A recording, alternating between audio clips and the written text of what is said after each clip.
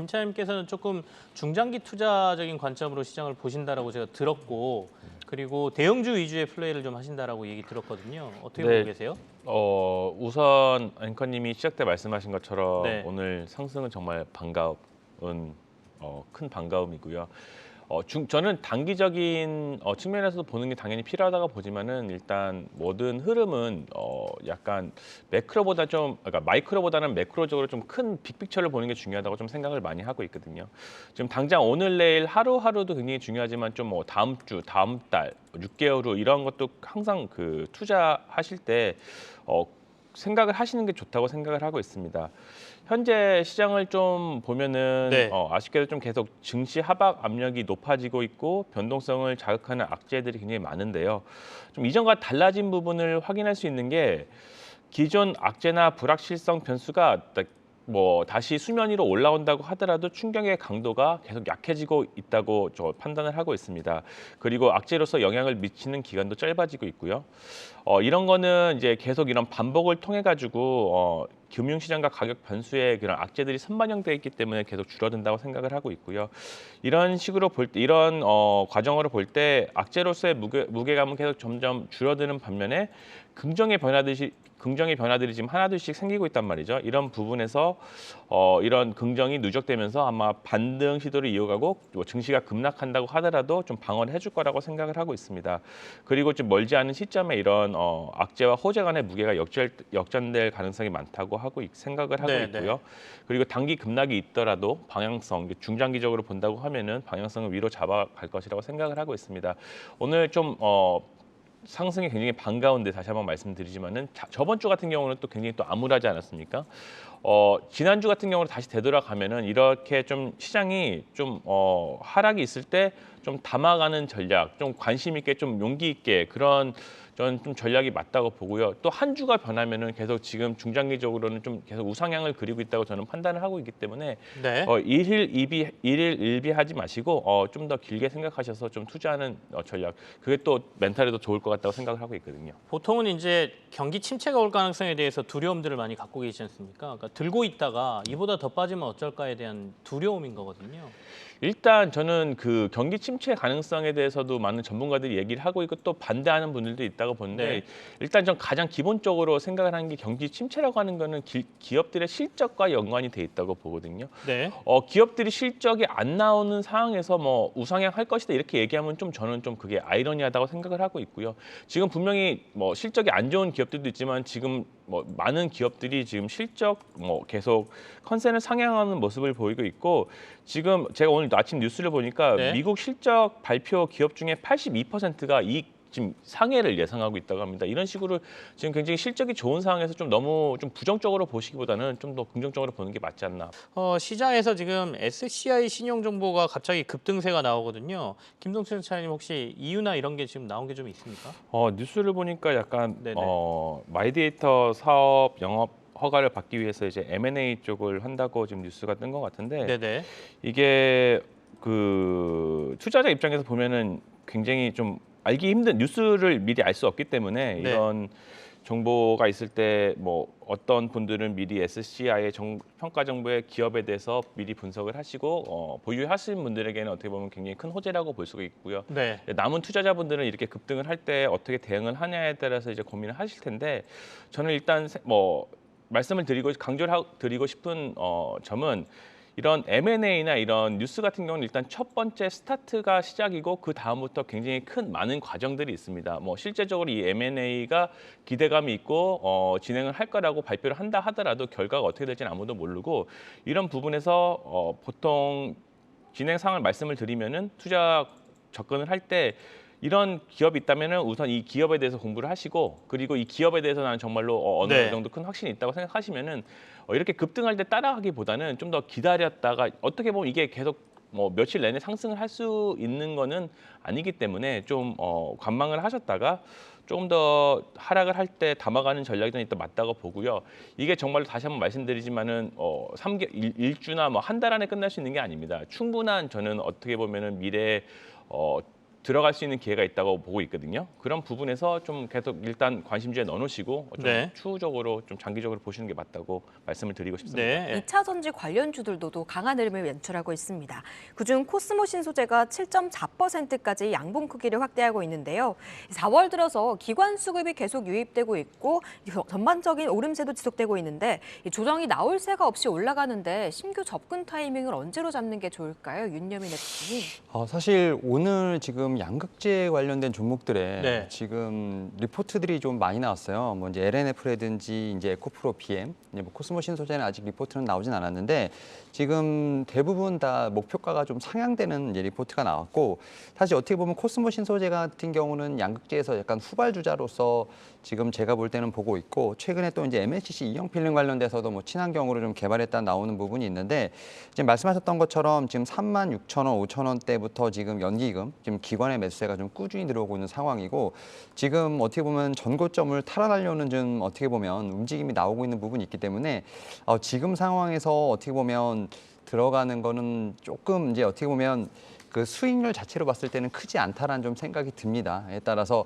지금 양극재가 이렇게 간다고 한다는 것 자체는 제가 볼 때는 2차 전지 같은 경우는 좀 업종 내 순환매가 분명히 돈다라는 좀 생각이 있고 이런 측면에서 좀 가지 않은 뭐 음극재라든지 뭐 이런 쪽을 좀 잡는 게 어떨까라는 좀 생각이 들고 있습니다. 에 따라서 코스모 신소재 같은 경우는 오히려 지금 보유하셨던 분들 특히 이제 45,000원 미만에서 좀 잡으신 분들에게 좀 네. 기부의자 영역으로 좀 볼 수 있을 것 같고 오히려 지금 좀 눌렸을 때 들어가신다 하더라도 전고점까지는 거의 한 10% 정도밖에 남지 않았기 때문에 수익률을 좀 보신다고 한다면 오히려 좀 다른 종목을 찾아보시는 게 어떨까라고 좀 말씀을 드려보도록 하겠습니다. 알겠습니다.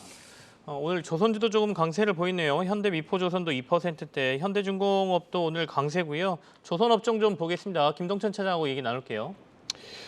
조선업종이 네. 실적에 비해서 그러니까 그런 수주하고 실적 기대감에 비해서 막상 실적이 나와 보면은 대손 충당금 때문에 좀 기대를 하회하는 경우가 많은데 이런 부분이 굉장히 큰 딜레마인 것 같습니다. 현대중공업 같은 경우도 1분기 실적이 크게 컨센을 상회할 것으로 기대를 하고 있고요. 지금 매출 한 6조 원에 이익이 한 5,300억 거의 최대 실적이 나올 것으로 생각을 하고 있고요. 그런 이유는 보면은 뭐 자회사 중에서 현대오일뱅크라든지 현대건설기계 등이 굉장히 좋은 실적을 낼 것으로 지금 예상을 하고 있습니다. 일단 현대중공업에 대해서 조선에서 일반적으로 말씀을 드리면은 이게 쉽지가 않은 게 분명히 이렇게 전문가들이 미리 예상을 할 때는 컨센을 크게 상회할까라고 항상 이제 뭐 작년에 보면은 발표를 했었는데 네. 정작 발표를 된 거 보면은 기대보다 낮은 좀 실적이 나왔거든요. 전 이런 부분에서 봤을 때 분명히 실적은 좋겠지만 좀 기대감에 못 미칠 수 있는 리스크가 있다고 판단을 하기 때문에 이런 기대감에 의해서 좀 상승이 될 때 좀 약간 그럴 때 좀 수익 실현을 하는 게 좀 맞다고 저는 바라보고 있고요. 정작 이제 실적이 발표가 되면은 하락할 수 있는 리스크가 있기 때문에 뉴스에 팔지 마시고 미리 파는 전략으로 대응을 하면 어떨까 좀 말씀을 드리고 싶습니다. KT가 기존 통신에 더해서 비통신 사업도 호조를 보이면서 최대 실적이 전망된다는 리포트 효과받으며 3% 넘게 아웃퍼폼하고 있습니다. 다른 통신주들도 이렇게 수급을 보면 외국인 수급이 좀 이어지면서 금리 인상기에 경기 방어주들에 좀 관심을 두는 게 아닌가 싶은데요. 통신 3사 중에 탑픽은 어떤 종목으로 꼽는 게 좋을지 김동천 차장님은 어떻게 생각하시나요? 예, 뭐 KT 세 개 중에서 저 탑픽 KT로 일단 보고 있고요. 네. 지난번에 말씀드렸듯이 KT가 어떻게 보면 좀 이미지가 굉장히 좀 오래되고 약간 뭐 올드하다 이런 느낌이 있었는데 한 2년 전 2020년도에 이제 새로운 CEO가 취임을 하면서 새로운 이제 뭐 비전을 제시하고 이런 목표 같은 거를 좀 강하게 드라이브를 하겠다고 얘기를 했는데 일단 이런 부분이 좀 2년이 지난 시점에 좀 많이 반영이 되는 것 같습니다. 일단 1분기 실적을 본다고 하면은 지금 영업이익이 한 10년 만에 5천억 이상을 달성할 것으로 지금 예상을 하고 있고요. 이런 영업이익은 마케팅비가 통신 회사에서는 마케팅비가 굉장히 중요한데 마케팅비를 굉장히 많이 쓰면서 실제적으로 매출이 많이 나온다고 하더라도 영업이익이 굉장히 작은 경우가 많았단 말이죠. 올해는 지금 이번 같은 경우는 KT는 매출 대비 16% 수준으로 좀 적정선 맞추기 때문에 실적이 좋게 나올 것으로 예상을 하고 있고요. 그리고 KT가 또 본업 외에도 아까 말씀하신 것처럼 다른 사업도 지금 굉장히 확장을 하고 있는데 약간 새로운 모습을 보이려고 굉장히 노력을 하고 있는 것 같습니다. 자회사 중에서 뭐 저희가 알 수 있는 자회사가 뭐 K뱅크를 가지고 있고요. 또 지니를 그 KT 지니 이런 네. 쪽에서 밀리의 서재도 어느 정도 보유를 간접적으로 하고 있는 걸로 알고 있고요. 이런 부분에서 봤을 때 KT는 예전에는 통신 업만으로 어떻게 보면은 기대감이 어떻게 보면은 그 꾸준한 실적과 그냥 변동성이 없고 좀 약간 꾸준한 흐름을 보인다고 봤으면 이제는 또 신사업을 통해서 이제는 다른 사업을 통한 기대감이 반영될 수 있는 기업이 아닌가 그렇게 생각을 하고 있습니다. 과 관련된 패션이라든지 이쪽은 주가가 좀 조정을 보이거든요. 김동천 차장하고 그 얘기 좀 해보겠습니다. 아무래도 이게 순환매가 돌다 보면 언젠가는 이쪽에도 관심들이 좀 올 텐데요. 어떻게 봐야 되나요? 앵커님이 말씀하신 대로 순환매가 돌면은 뭐 음식 외에 옷도 분명히 돌 거라고 생각을 네. 하고요. 만약에 지금 의류 쪽을 보유하신 분들은 어떻게 보면은 왜 의류는 안 오르지 하고 약간 조바심이 날 수도 있는데 일단 좀 기다리시는 게 맞다고 말씀을 드리고 싶고요. 그중에서 의류 쪽에서 저는 가장 좀 관심 있게 보는 게 F&F거든요. 네. F&F를 왜 제가 관심 있게 보냐면 일단 실적이 굉장히 좋게 나올 것으로 지금 전문가들이 예상을 하고 있고요. 또한 최근에 액면 분할을 하면서 5분의 1로 가격이 낮아지면서 원래 한 최고가 한 90만 원 정도로 한 주가 90만 원 정도로 좀 접근하기에 좀 부담스러운 가격이었던 건 사실입니다. 근데 이번에 액면 분할하면서 5분의 1로 하면서 가격이 매년 줄면서 접근성도 굉장히 높아졌다고 생각을 하고 있고요. 지금 중국의 주요 도시들이 봉쇄가 되면서 지금 F&F의 매출이 실적이 줄 것이다 이런 부분에 대한 우려들이 많은데요. 실제적으로 상해 같은 경우는 F&F가 매장 수가 전체의 10%밖에 되지 않기 때문에 많은 투자자분들이 염려를 하시는 것보다는 좀 더 낮을 것으로 예상을 하고 있습니다. 네. 그러나 그에 비해 지금 1분기 실적은 매출이 한 4,500억 정도 나오고요. 이익이 한 300억 정도 지금 예상이 되는 등 역대 최대 실적이 예상이 되고 있기 때문에 이런 부분에서 F&F 분명히 이 의류가 리오프닝에서 다시 한번 부각이 되면서 F&F가 부각이 받을 거라고 좀 생각을 하고 있거든요. F&F가 액면 분할의 효과가 그렇게 크게 안 나타나고 있다 이렇게 봐야 되나요? 효과가 좀 나올까요? 분명히 저는 나올 수 있다고 생각을 합니다. 네. 아직 좀 시기가 아닌 걸로 좀 생각을 하고 있고요. 말씀드렸듯이 이게 지금 어떻게 보면은 중국 봉쇄 조치가 좀 크게 리스크로 작용을 해가지고 좀 투자자들의 심리를 좀 눌렀다고 보고 있는데 이런 부분이 좀 더 완화가 된다고 하면은 이런 부분에서 실적 플러스 액면 분할에 대한 접근성까지 부각 다시 한번 크게 강조가 되면서 다시 한번 좀 크게 올라갈 수 있는 기회가 오지 않을까 좀 그렇게 좀 보고 있습니다. 현대차를 가져오셨습니다. 완성차가 그간 좀 뜨뜻미지근했죠. 미지근했다고 봐야죠. 뜨뜻은 별로 안 했던 것 같아요. 차가웠죠. 어떻게 봐야 돼요? 좀 따뜻해진다는 겁니까? 예, 따뜻해질 거는 같은데 좀 물을 데우는데 시간이 꽤 오래 걸릴 것 같아서 네. 일단 좀 이거를 준비하는데 좀 고민을 많이 했거든요.